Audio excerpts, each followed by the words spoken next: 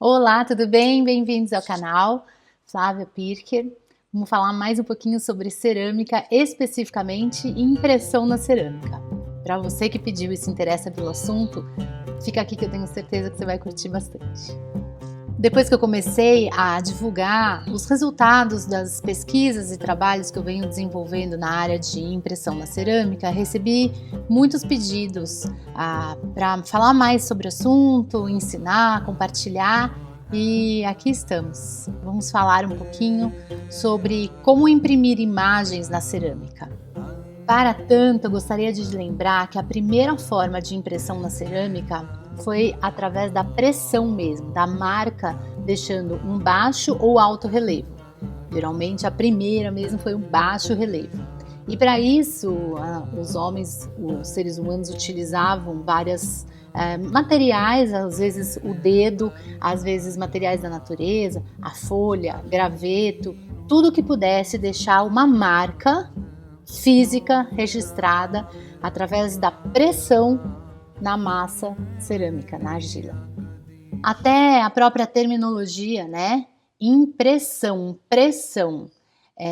No inglês, print, fingerprint, no alemão, drucken, apertar. Então, é esse movimento de apertar. Então, hoje nós vamos fazer um prato utilizando materiais que deixem marcas baixo relevo na cerâmica. Essa é a maneira de você começar a se familiarizar com esse assunto e de ir se apropriando das características, aumentando seu repertório sobre o assunto, para a gente chegar nas outras técnicas mais complexas, até o ponto de fazer uma revelação de uma imagem sobre a superfície cerâmica, como se você estivesse num quarto, numa câmara escura, fazendo a revelação de uma fotografia. Mas tudo tem um passo a passo. Então vamos começar. Bom, depois de utilizar os dedos e elementos da natureza, o homem começou a perceber que podia fazer com que esses materiais tivessem as características e os desenhos que eles quisessem. Os primeiros carimbos feitos em madeira eram utilizados, na verdade, para batik. Esse carimbo aqui, que eu ganhei de um amigo muito querido na época que eu fiquei na Índia, era utilizado para fazer pintura de batik, que é aquela pintura de técnica com cera no tecido, né? Mas a gente, como aproveita tudo na cerâmica, começou a utilizar esses carimbos também para cerâmica. E aí passaram por vários materiais, metal, couro, duro, carimbos feitos de cerâmica mesmo. Então veja, por exemplo, esses carimbos que eu aprendi a fazer no Japão, são carimbos feitos de argila, né? Então a gente modela a argila e depois vem com estilete ou um objeto cortante, um palitinho de dente, e vai fazendo vários formatos, várias pecinhas, que depois vão ser pressionadas contra a superfície cerâmica. Olha a delicadeza desse aqui. E esse aqui fica muito engraçadinho, porque fica um monte de... Esses são para rolar, assim. Isso daqui é feito na argila crua, úmida, plástica ainda, ela seca, ele é maciço e depois a gente queima em biscoito. Tem que ser em biscoito entre 850 e 1100 para a argila ficar porosa e não grudar depois da hora que você for usar com a massa cerâmica crua e plástica, né? Aqui tem uns outros coisas que não são carimbos, mas que legal, isso aqui é botão velho, é coisa de bijuteria, que dá para pressionar também sobre a argila e fica muito legal. Agora esse daqui em específico eu queria mostrar para vocês que é interessante. O que eu fiz? Eu peguei essa imagem, estampei numa placa de cerâmica. E hoje eu tenho esses dois carimbos que são o oposto, negativo e positivo. Se eu uso este aqui na peça de cerâmica, ele vai ficar em baixo relevo. Se eu uso este aqui, ele fica em alto relevo. Então, isso é uma possibilidade também. Depois, os carimbos de madeira. O que eu faço? Pego o carimbo antigo que está estragado, sempre, ou vai numa loja de carimbo que ele sempre tem esse daqui estragado, eu pego pedacinhos de MDF, toda cidade tem uma lojinha que vende coisa de MDF e colo com cola quente, aqui olha. E aí com isso eu faço vários carimbinhos também interessantes. tá? É bem legal. Esse aqui eu fiz duplo para ele ficar mais alto, para dar um carimbo mais grosso, uma textura mais profunda. Olha, esse aqui é uma semente que tinha lá em Curalmila, agora no Chile. Olha que bonitinha, quando você carimba ela deixa uma estrelinha, uma marca de estrelinha. E essa outra é uma outra semente, quando você carimba ela deixa essa tríade aqui, muito interessante também. E você pode fazer carimbos de gesso da mesma maneira. Pega um bloquinho de gesso, a hora que ele começa a secar, você imprime um botãozinho. Eu uso muito botão infantil, olha, tem de tudo quanto é tipo de botão para você imprimir. Você pode usar vários materiais. Esse eu fiz no gesso e depois eu carimbei essa forma. E aí eu tenho também o negativo e o positivo, que quando esse entrar na argila, ele vai ficar baixo relevo. Quando esse entrar, ele fica alto relevo.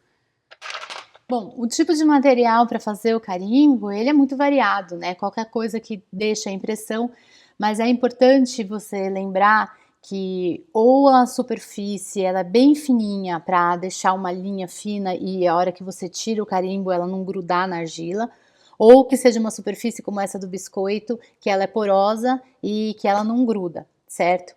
A do gesso também. A gente, às vezes, dependendo do tipo de carimbo, utiliza talco infantil ou maisena para polvilhar sobre o carimbo ou sobre a massa, para você poder carimbar e ele não ficar grudado, porque se gruda a hora que você vai puxar o carimbo, acontece que ele solta uns pedacinhos. Eu particularmente não gosto de usar nenhum dos dois, porque como eu faço monoqueima, isso pode influenciar no esmalte. Se você passa o talco ou a maisena, biscoita, depois esmalta, não há problema nenhum. Mas se faz monoqueima, toma cuidado que esses materiais podem sim dar uma diferença no esmalte. Hoje em dia tem carimbo feito de material acrílico, que aí você precisa de uma impressora específica para fazer. A maioria dos ceramistas acaba usando esse tipo de carimbo. E tem os carimbos de plástico, né? Esses daqui são da Corte Carimbo. Eu tenho usado esse material bastante. Eu gosto, apesar de todas as possibilidades de carimbo que a gente pode fazer, tem algumas que realmente eu acho que tem que deixar para o profissional fazer, como essas letras aqui. Alguns anos atrás eu fui viajar e encontrei esses carimbinhos aqui numa loja maravilhosa dos Estados Unidos que vende tudo quanto é produto para fazer trabalhos manuais, né? E esse aqui é um carimbinho normal, mas são letrinhas, tá? E eu usava muito isso daqui. Também fiz uma adaptação de letrinhas de MDF mesmo. Fica super bonitinho, só que os dois materiais você tem que ir colocando letrinha por letrinha, eventualmente fica torto e tal. Para um trabalho artístico vale a pena, mas às vezes a gente quer assim ter uma produtividade ou ter uma coisa mais certinha. E aí, hoje em dia tem esse trilho da Corte Carimbo também, que ele tem as letrinhas e a gente encaixa aqui e depois só imprime, pressiona contra a massa, é ótimo, fica perfeito. Por exemplo, aqui, olha, eu queria fazer um teste de argila e eram várias plaquinhas, então eu já escrevi o nome, fica muito mais fácil, olha, fica muito mais nítido, bonitinho, né? E, enfim, tem muitas possibilidades. Se você tiver alguma outra sugestão de um material muito legal para carimbo, uma ideia de como fazer carimbo, manda para mim.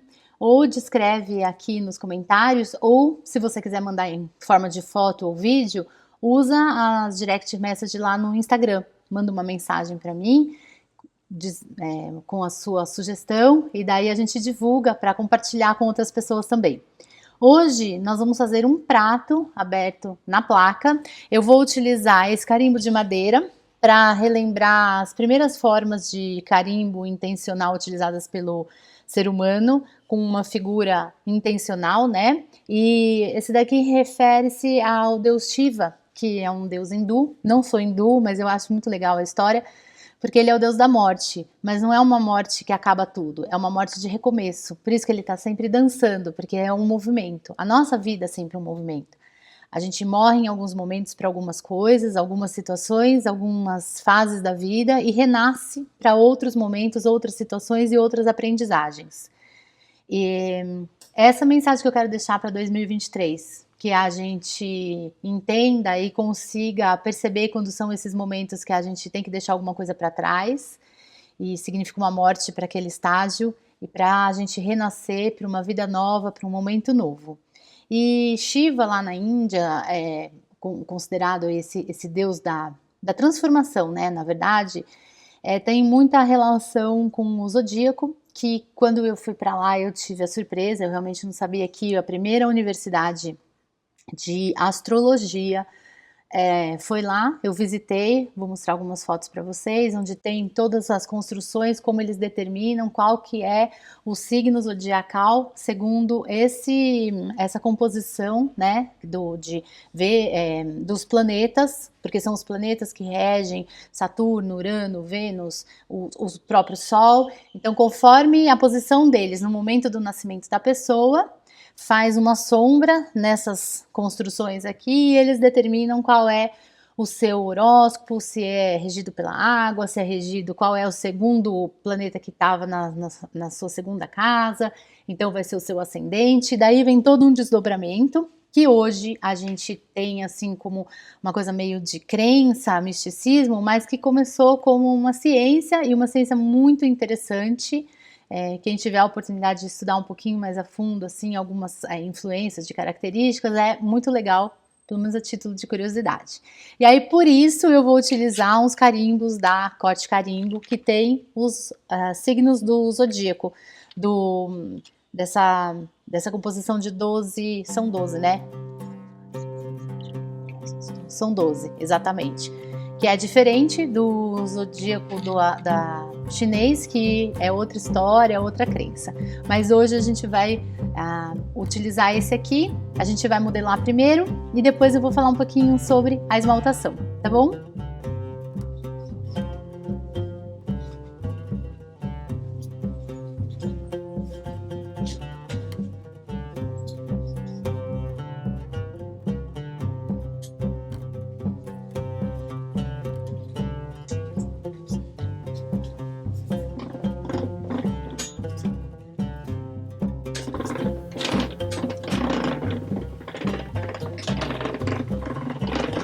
Então, depois que eu abri a placa, eu venho com uma espátula, um cartão e vou fazer essa pressão aqui para ver se tem bolha de ar, né?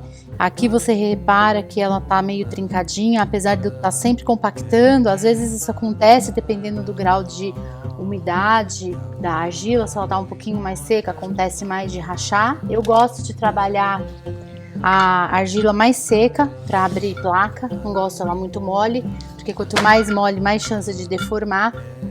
Aliás, quem quiser saber um pouquinho mais, se aprofundar em placas, eu tenho um vídeo sobre placa que não empena, falo sobre todos os cuidados.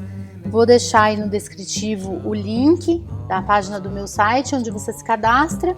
E aí você recebe gratuitamente um material exclusivo, o link para acessar esse vídeo que tá bem legal, o pessoal que assistiu deu muito feedback positivo. Então ela não tem nada de bolha, eu vou usar esse prato de biscoito para fazer como molde, então eu vou colocar ele aqui, olha, de modo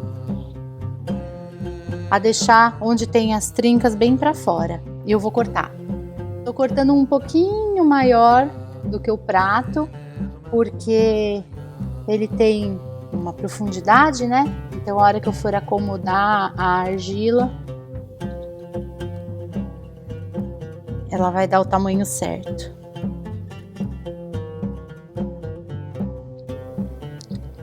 Eu tirei o excesso aqui ainda tem uma trinca.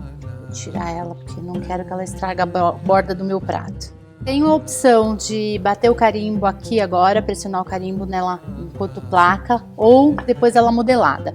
Eu escolhi depois de modelada, por quê? Porque essa área do centro onde vai o carimbo maior, ela é bem reta, e eu quero os carimbos dos signos aqui, então eu quero localizar bem nessa área, tá? Por conta disso, primeiro eu vou informar, apoiei aqui, vira com cuidado. Se você não se sentir segura, você pode colocar uma chapa aqui embaixo para virar. Movimento único. E aí, com o auxílio de uma boneca de areia, você vai acomodar. Sempre levanta a lateral e aperta com a boneca. Por que eu levanto a argila na lateral? Para ela desgrudar, senão eu acabo forçando a argila até rasgando. Começo pelas bordas e depois eu vou entrando aqui e vou acomodando. Aqui eu senti, olha, que tem uma trinca, então eu vou puxar um pouquinho mais para cá, para essa trinca ir embora do tamanho do meu prato, que eu não quero trinca nenhuma. Novamente, levanta a argila, acomoda de fora para dentro. Quanto mais alto o seu prato, mais cuidado você tem, não vem direto no meio, porque as chances de você rasgar a argila é maior. E aí eu vou cortar novamente a lateral, usando o molde como limitador.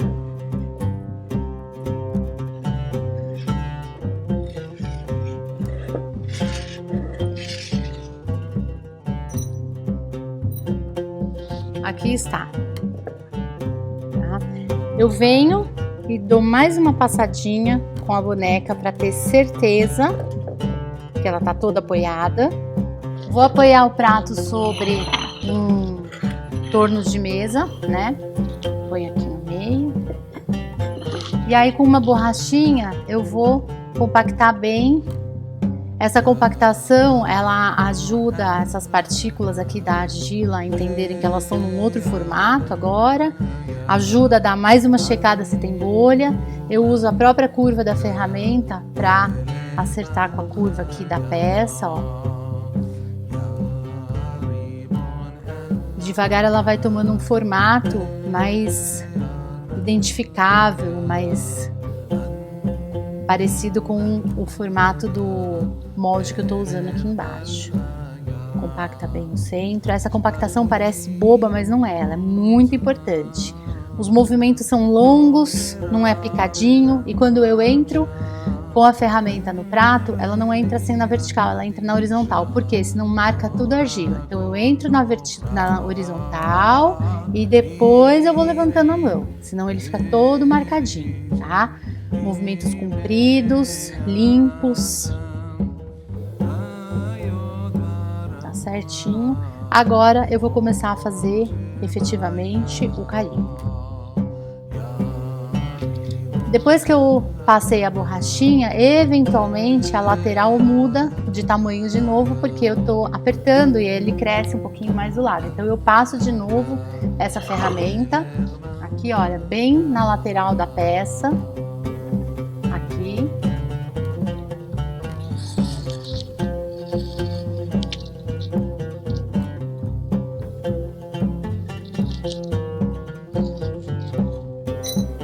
E depois eu passo o dedo aqui para dar uma leve compactada, não deixar a quina viva, porque peças com quina viva, a tendência é que elas lasquem essa lateralzinha maior. E aí a peça fica feia, né? Então dá uma compactada com o dedo mesmo.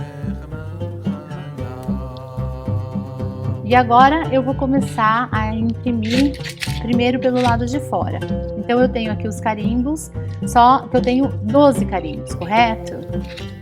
Então antes de sair carimbando aleatoriamente, eu vou usar um disco que eu tenho várias divisões para marcar. Eu vou pegar onde está indicando a divisão 12, tá aqui, olha, eu tenho várias divisões, né? Então 14, 15, olha, 12, 13, 9, 8, 4, 5... E eu vou marcando todo lugar onde tiver o 12, eu vou fazer uma marquinha. Perceba que essa marquinha eu vou fazer com uma ferramenta de madeira, tá? Por quê? Porque se eu errar, eu consigo facilmente apagar. Quando a ferramenta é de metal, a marca fica muito mais forte, muito mais difícil de ser apagada. Então eu venho girando aqui e vou marcando todos os números 12.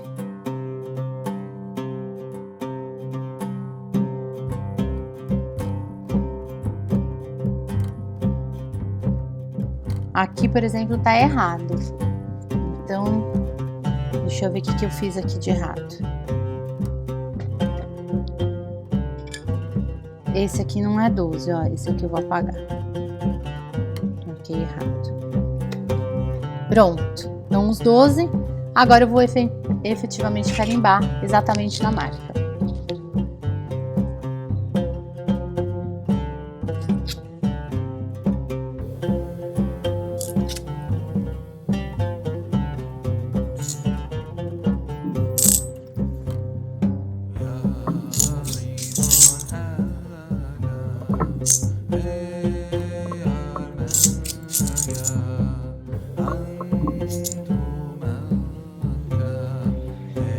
Esses carimbos que são de plástico e tem as linhas mais finas são mais fáceis de carimbar, principalmente porque são pequenos, mas você percebe que quando eu encosto eles na superfície, eu venho com uma parte, vou pressionando, fazendo este movimento, e aí eu faço mais para ter certeza que carimbou toda a área. Às vezes pode acontecer de ficar uma falhinha, então eu pego por um lado para coincidir o desenho e passo de novo, mas eu evito fazer isso porque a chance de dar errado é muito grande. Quando a gente tem um carimbo com uma área muito grande, com as linhas mais grossas, ele é um pouquinho mais complicado. Então aí é maior ainda a necessidade de você entrar com uma lateral do carimbo e vir com bastante pressão, fazendo este movimento aqui e depois voltando e fazendo em todas as partes para ter certeza que a imagem vai ficar mesmo em baixo relevo na sua peça. A espessura que eu tô trabalhando esse prato aqui é 7 milímetros. Eu abri ele com 7 e aí depois que a gente acaba passando o cartão para ver se tem bolha, depois de formatar aqui, de conformar ela no molde, eu passei de novo a borrachinha, então ele deve ter baixado para uns 6, 5 milímetros. Mas eu comecei com 7 mais grossinha, por quê? Para ter certeza que a hora que eu vou imprimir a força com carimbo, não vai furar a peça. Se ela estiver muito fininha, como as peças que eu gosto de fazer, com 3, 4 milímetros, a hora que eu pressiono o carimbo, ele acaba furando a peça. Então agora eu vou fazer o carimbo maior.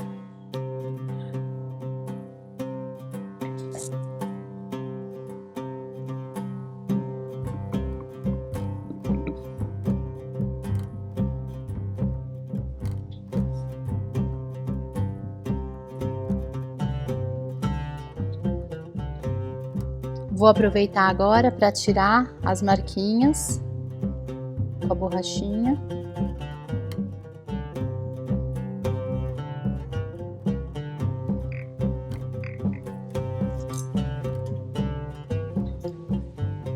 Tá pronto o modelado prato. Vocês perceberam que a dificuldade para estampar com um material maior, com linhas mais grossas, de madeira, é maior do que com o plástico, porque é menor, as linhas são mais finas, então a incisão que ele faz é mais limpa e mais fácil de tirar o carimbo. Esse aqui, na hora de tirar o carimbo, eu fui virando de um lado e do outro, porque se eu puxar de uma vez, a argila gruda aqui e vem junto com o carimbo, e aí arranca a argila do prato. Agora a gente vai esperar secar e depois nós vamos fazer a segunda etapa, que é o começo da esmaltação, tá bom?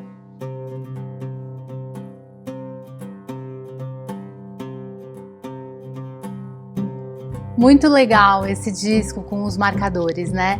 Na verdade, isso daí eu aproveitei de uns moldes de corte e costura que eu tinha, muito antigo, que eu fiz corte e costura por correspondência, quando eu tinha acho que uns 13 anos.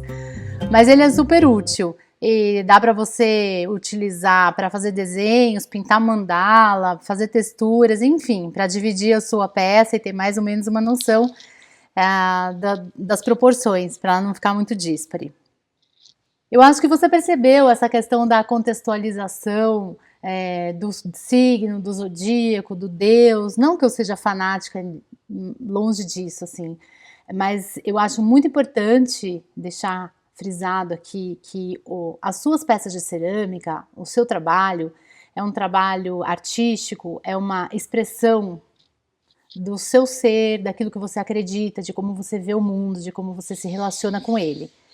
Então, quanto maior a relação das peças que você faz com a sua vida, as suas vivências, viagens, situações vividas, muito mais significativas serão as suas peças. Você vai ter uma história para contar delas, para contar para o seu cliente, para contar para a pessoa para quem você vai presentear, talvez. Enfim, isso que está por detrás da peça é muito importante. Então, toda vez que você for fazer uma cerâmica, alguma coisa assim, pensa na história que você quer contar com essa peça. Passaram-se 2 dias, o prato está agora em ponto de osso, tá? Bem seco. Eu vou fazer uma aplicação de óxido nele. Eu vou misturar óxido de cobre, óxido de ferro. Por quê?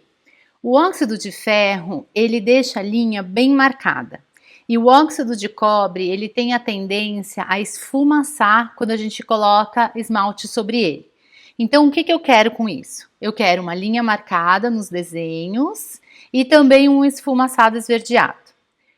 Tem uma dica muito legal da Ângela Porto, que para você diluir o óxido, você usa álcool. Então, é isso que a gente vai fazer. Eu vou colocar um pouquinho de álcool normal do supermercado, aqui no potinho de vidro, e vou misturar com o óxido de ferro e o óxido de cobre. Eu vou colocar meio a olho, tá? Não faço medida certa, não. Vou diluir bastante aqui e vou fazer um teste. Você já vai ver como que é o teste que eu faço. Eu pego a mistura, né? Toda vez que você for mexer com óxido, você vai perceber que ele acumula bastante no fundo. Então, antes de dar a pincelada, dá uma mexidinha. Dou uma pincelada e eu passo. E aí eu avalio se eu acho que ele tá fraco ou forte. No meu caso aqui, olha, eu acho que ele tá um pouquinho fraco. Eu vou colocar um pouquinho mais de óxido.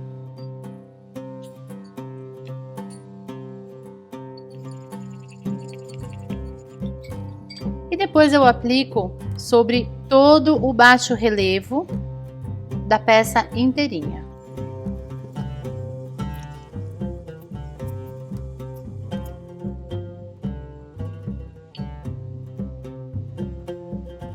Bom, passaram-se alguns minutos e já está completamente seco. Agora eu vou tirar o excesso dessas partes que ficaram, porque eu quero que o óxido fique apenas no baixo relevo.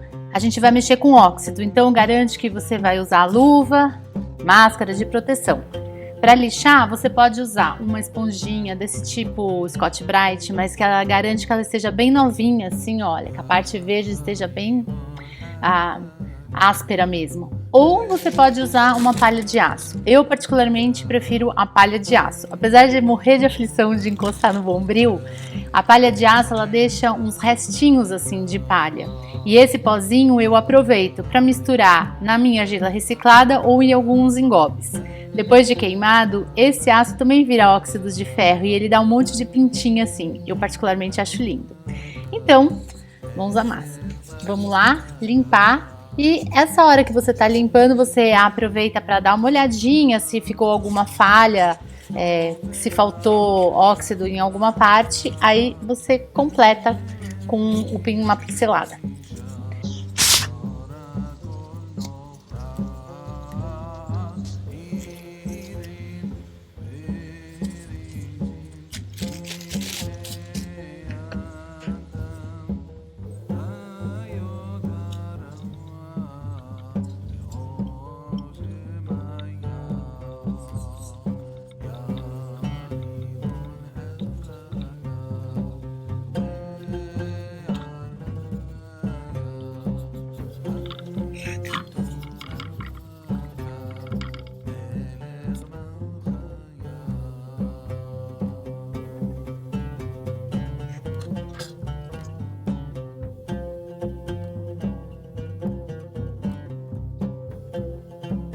Na hora de passar o pincel, garante que o pincel brocha esteja bem seco, porque senão vai virar uma meleca, vai grudar tudo.